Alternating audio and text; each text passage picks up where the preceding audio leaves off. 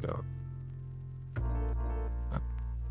Alright, welcome back. Today we're going to be looking at a dot plot. And a dot plot is a way of visualizing the data we've collected in our frequency tables.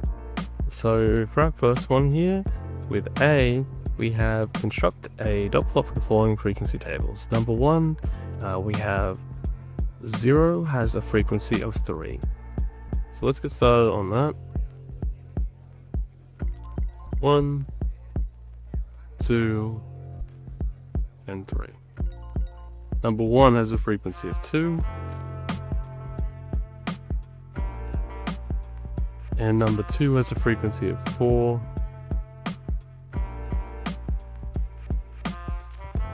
And number 3 has a frequency of 1.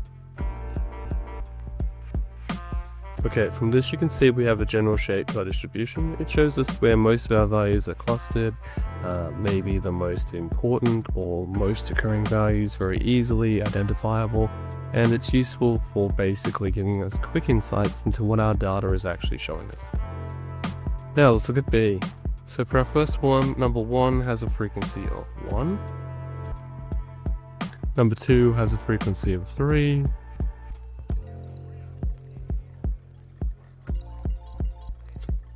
Number 3 has a frequency of 5.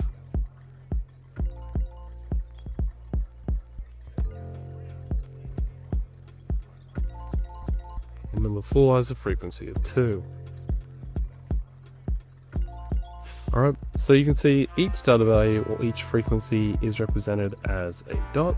And once we put all of our dots in, we get this shape to our distribution or our data. So you can see from our second one, lots of our data has clustered around 2 and 3. And if this was something like hours studied by students at school, then this would show just how much study they're doing, and perhaps from there we could see how their grades are going. Maybe this would show that it's doing really well, or maybe it showed that this is not enough study and they need to do more. Alright, that's it for this video. Hopefully it's helpful, and I will see you in the next one.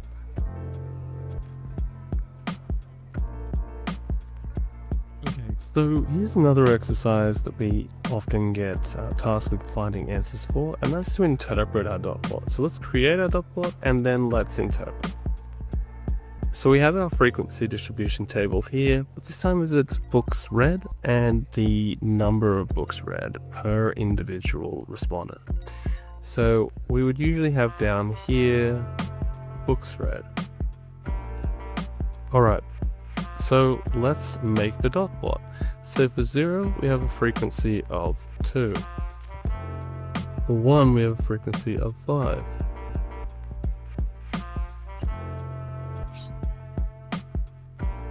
For 2, we have a frequency of 4. 3, we have a frequency of 2. And 6 has a frequency of 1. Alright, that's our dot plot. Let's see if we can answer the question. So for A, identify the most common number of books read. Well, that's going to be the one with the highest frequency. And that's the most common response after all these people we asked, that they mostly read one book. Alright, for B, decide whether there are any unusual values in this data. One unusual value is this one here. It's kind of a little bit far removed from every other data point.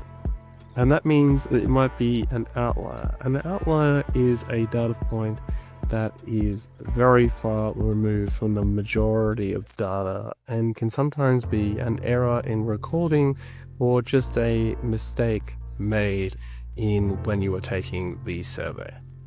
So let's say that the number of books read being 6 is unusual. Alright, we don't know if it's inaccurate, but it is certainly a large gap between its nearest data value. Alright, that's it for this video. Hopefully it was helpful, and I will see you in the next one.